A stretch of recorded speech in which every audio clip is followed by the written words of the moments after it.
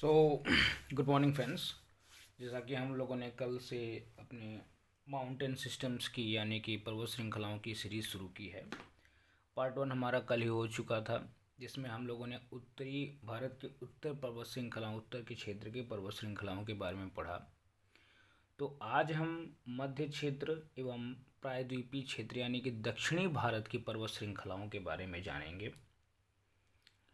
और ऊपर की श्रृंखलाओं में आपको आसानी ये थी कि सारी की सारी पर्वत जो हमने पढ़ी वो हिमालय पर्वत का ही भाग थी। पर यहाँ पे जब हम नीचे की तरफ आते हैं, दक्षिणी क्षेत्र, मध्य क्षेत्र या फिर कुल मिला के आप कह सकते हो कि प्रायद्वीपीय क्षेत्र में, तो हमें यहाँ पे पर्वत श्रृंखलाओं में वेरिएशंस यानी कि अलग अलग बदलाव देखने को मिलते हैं। ये पर्वत कोई भी लगातार नहीं है। अगर हम पश्चिमी घाट को छोड़ दें तो सारे पर्वत टूटे फूटे एवं अलग अलग आपको पढ़ने पड़ेंगे। शुरू करते हैं हम सबसे पहले अपने पश्चिमी क्षेत्र से यानी कि राजस्थान के क्षेत्र से। तो आपको एक पर्वत श्रृंखला मिलेगी जो भारत की सबसे प्राचीन पर्वत श्रृंखला है। इंग्लिश में इसको कहें तो रेसिडुअल पर्वत कहते हैं, रेसिडुअल माउंटेन्स। ये पर्वत का नाम है अरावली पर्वत। अरावली पर्वत के बारे में कई बार एग्ज़ाम्स में 2-3 इम्पॉर्टेंट फैक्ट्स पूछ लिए हैं। फॉर एग्ज़ाम्पल, अरावली पर्वत का फैलाव कहाँ है? तो मुख्यतः यह राजस्थान के क्षेत्र में फैला हुआ है। आपको मैं दिखा देता हूँ। ये रही जो पर्वत है, ये है आपकी अरावली पर्वत। एक्चुअली में अगर इसका फैलाव देखें हम तो ये गुजरात से शुरू होती है और इसका फैलाव आपको दिल्ली के क्षेत्र तक मिलेगा। और यही पर्वत श्रृंखला भारत की सबसे प्राचीन पर्वत श्रृंखला है। एग्ज़ाम्स में कई बार पूछा है कि भारत की सबसे प्राचीन पर्वत श्रृंखला का नाम क्या है। तो आपको याद रखना है कि भारत की सबसे प्राचीन पर्वत श्रृंखला है अरावली पर्वत। इसके अलावा इसमें जो नया क्वेश्चन बनता है, जिसने कई बार एग्ज़ाम्स में ये क्वेश्चंस आ चुके हैं,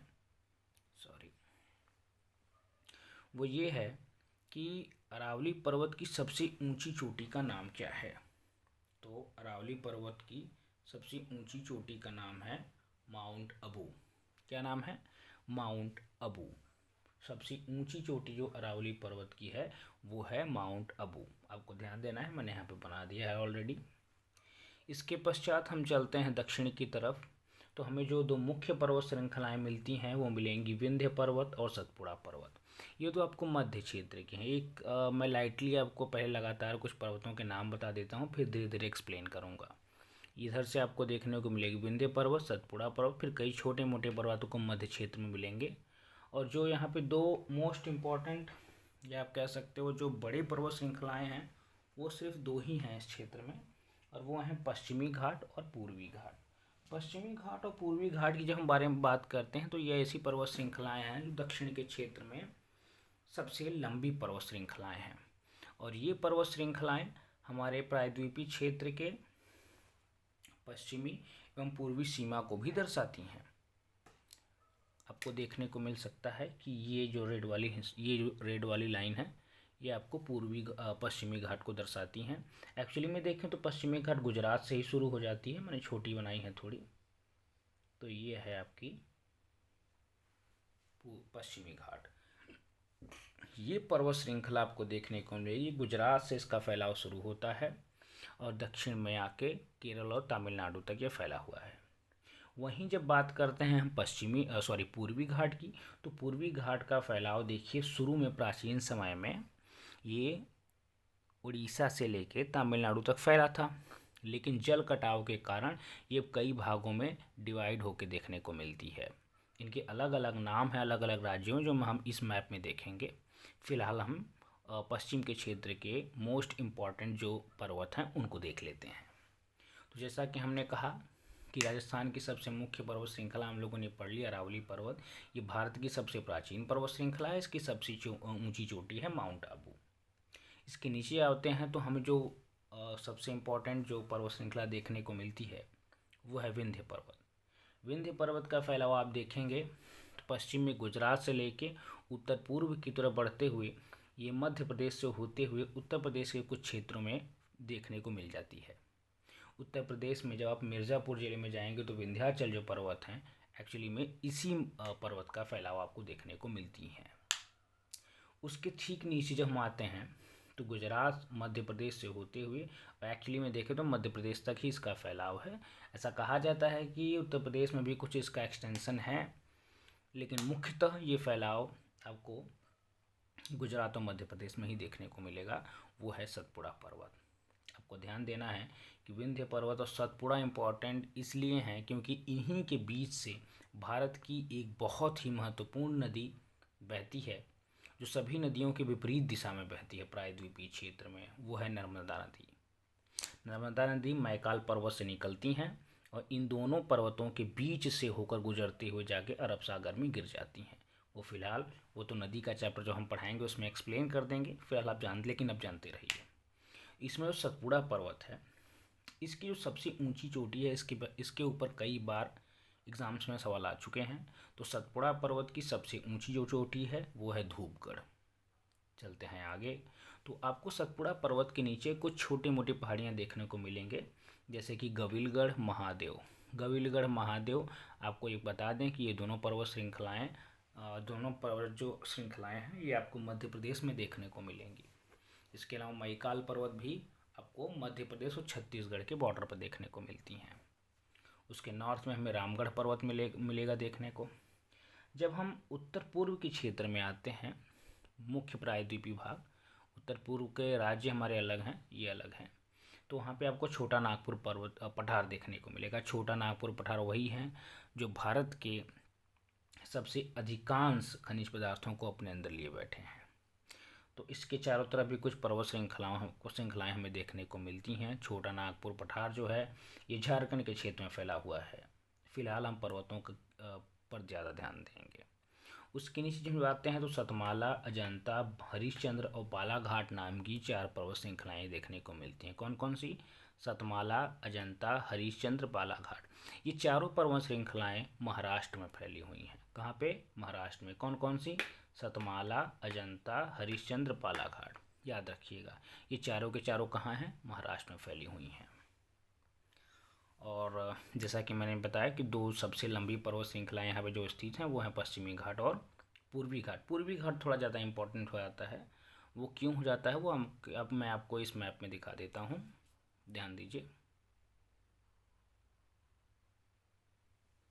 हाँ, तो अब हम पढ़ेंगे पश्चिमी घाट और पूर्वी घाट पर्वत श्रृंखलाओं के बारे में। पश्चिमी घाट पर्वत के बारे में आपको 2 चीज़ें जाननी हैं। पहली बात तो ये कि इसका फैलाव कहाँ से कहाँ तक है। तो इसका फैलाव गुजरात से शुरू होता है, तो आप जोड़ते जाएंगे तो गुजरात हो गया, महाराष्ट्र हो गया, फिर नीचे आते हैं तो हमें कर्नाटक मिल जाता है, कर्नाटक के साथ गोवा राज्य है, फिर केरल है और तमिलनाडु है। तो कई बार क्वेश्चन एग्ज़ाम में पूछा है कि पश्चिमी घाट कितने राज्यों से होकर गुजरता है। तो पश्चिमी घाट 6 राज्यों से होकर गुजरता है। कितने राज्यों से? 6 राज्यों से होकर गुजरता है। ठीक है, तो याद रखिएगा गुजरात से शुरू होता है और केरल और तमिलनाडु के बीच में के मतलब इन दोनों राज्यों की सीमा पर आएंगे तो यहीं पर आके एक पर्वत श्रृंखला आपको देखने की मिलेगी, नीलगिरी पर्वत। बहुत मोस्ट इम्पॉर्टेंट पर्वत श्रृंखला है साउथ इंडिया की। क्यों है? क्योंकि यही वो पर्वत श्रृंखला है नीलगिरी पर्वत जहाँ पर पश्चिमी घाट और पूर्वी घाट आकर मिल जाते हैं। और ये नीलगिरी पर्वत 3 राज्यों के बॉर्डर पर है, एक तरीके से आप देख सकते हैं, तमिलनाडु, केरल और कर्नाटक। ये बहुत इंपॉर्टेंट पर्वत हो जाती है। अभी इसके सबसे ऊंची चोटी के बारे में जब हम बात करते हैं तो नीलगिरी की सबसे ऊंची चोटी का नाम है डोड्डा बेट्टा। याद रखिएगा दक्षिण भारत की सबसे ऊंची चोटी नहीं है। सबसे ऊंची चोटी की जब बात आएगी तो हम अभी बता रहे हैं आपको, आगे बढ़ाएंगे। तो अभी फ़िलहाल आप याद रखिए कि पश्चिमी घाट जो है वो गुजरात से केरल और तमिलनाडु की सीमा तक फैला हुआ है, 6 राज्यों तक फैला हुआ है। और तीसरी बात आपको याद रखनी है कि इसकी जो ऊंचाई है वो दक्षिण की तरफ बढ़ती है, इसीलिए इसकी सबसे ऊंची चोटी आपको दक्षिण में ही देखने को मिलेगी। फिर बात करते हैं हम पूर्वी घाट की। जब पूर्वी घाट पे हम आते हैं तो हम देखते हैं कि जैसे कि पश्चिमी घाट जो था वो लगातार था, इसके बीच में कोई आपको डिवाइडेशन देखने को नहीं मिला था। लेकिन जब हम आते हैं पूर्वी घाट पे तो हमको डिवाइडेशन देखने को मिलेगा। और डिवाइडेशन ये भी नहीं कि छोटे मोटे, काफ़ी डिवाइडेशन देखने को मिलेंगे। तो सबसे पहले आप जानिए कि जो पूर्वी घाट है उसका फैलाव जो है वो उत्तर में उड़ीसा से दक्षिण में तमिलनाडु तक है, तमिलनाडु तक। ठीक है, ये कई भागों में टूटी हुई आपको देखने को मिलेगी। इसका मुख्य कारण है यहाँ से बहने वाली नदियाँ।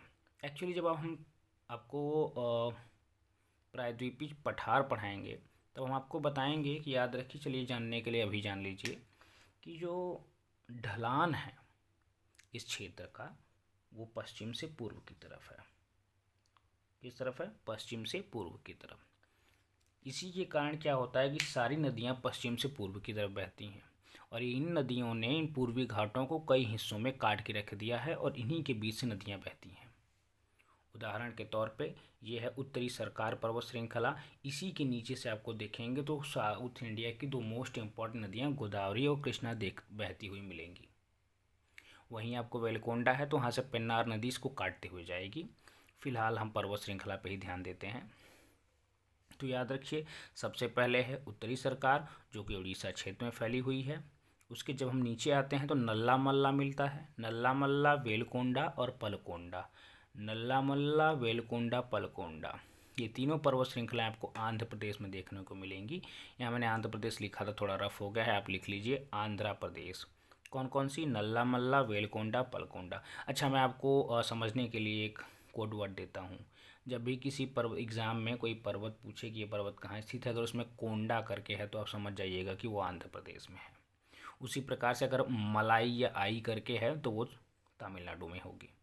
ठीक है, ये एक छोटा सा कोड वर्ड मैंने खुद ही जो एक्सपीरियंस किया था या पढ़ के मैंने समझा है, वो ऐसे देखने को मिल जाता है नामकरण। तो नल्ला मल्ला, वेलकोंडा, पलकोंडा, ये तीनों के तीनों पर्वत श्रृंखलाएं आंध्र प्रदेश। अच्छा, ये याद रखिएगा कि इसमें वेलकोंडा थोड़ा इंपॉर्टेंट है क्योंकि वेलकोंडा को ही काट के पेन्नार नदी जो है वो आगे बढ़ती है और जाके बंगाल की खाड़ी में गिरेगी। उसके नीचे आते हैं तो पलकोंडा है, तो यहाँ तक ये आंध्र प्रदेश में है। जब इसके नीचे आते हैं तो हमें मिलता है जावादी, शिवोरॉय, पंचमलाई, सिरुमलाई। पंचमलाई और सिरुमलाई के बीच से ही आपको कावेरी नदी बहते हुए देखने को मिलेगी। ये मैं नदी के चैप्टर में आपको बताऊंगा और ये भी बताऊंगा कि कौन सी नदी कौन सी पर्वत श्रृंखलाओं के बीच से बहती है। याद रखिए कि मैंने जानबूझ के आपको पर्वत श्रृंखला पहले पढ़ाई है क्योंकि आप पर्वत श्रृंखलाओं के बारे में जाने रहेंगे तो आपको नदियाँ पढ़ने में बहुत ही आसानी हो जाएगी। ये देखते हुए मैंने पहले पर्वत श्रृंखलाओं को ही आपको बता दिया है। तो याद रखिएगा कि तमिलनाडु में कौन कौन सी पर्वत श्रृंखलाएं देखने को मिलेंगी? जावादी, शिवोरॉय, पंचमलाई, सिरुमलाई। ये सीरीज वाइज याद रखिएगा। कई बार एग्ज़ाम्स में कई सारे नाम दे देता है पर्वत श्रृंखलाओं का, बाद में बोल देगा कि इनको आप सीरीज वाइज बताइए 3, 2, 1, 4 करके। ये पीसीएस में कई बार एग्ज़ाम्स में पूछ चुका है। फिर आते हैं हम लोग एकदम साउथ इंडिया में, नीलगिरी के नीचे। मैंने बताया कि नीलगिरी की सबसे ऊंची चोटी का नाम है डोडा बेट्टा, कई बार एग्जाम्स में पूछ चुका है। जब हम नीलगिरी के नीचे आते हैं तो हमें एक पर्वत श्रृंखला मिलती है जिसका नाम है अन्नामलाई। लेकिन याद रखिए, अन्नामलाई और नीलगिरी के बीच में हमें एक गैप देखने को मिलता है। ये गैप एक्चुअली में दो पर्वत श्रृंखलाओं के बीच में ये हो गई नीलगिरी और ऐसे आपको थोड़ी देर मैदान क्षेत्र मिलेगा। सॉरी, यहाँ पे दिख नहीं रहा है आपको, मैं यहाँ दिखाता हूँ। समझ लीजिए कि ये है नीलगिरी। तो नीलगिरी के बाद में थोड़ा सा आपको मैदानी क्षेत्र मिलेगा, फिर से मिलेगी पर्वत जिसका नाम है अन्नामलाई। ये कुछ ऐसे समझिए, ये पर्वत श्रृंखला है, ये मैदानी क्षेत्र है, फिर अन्नामलाई। तो ये जो बीच में गैप है ये, इसका नाम है पाल घाट, पाल घाट दर्रा।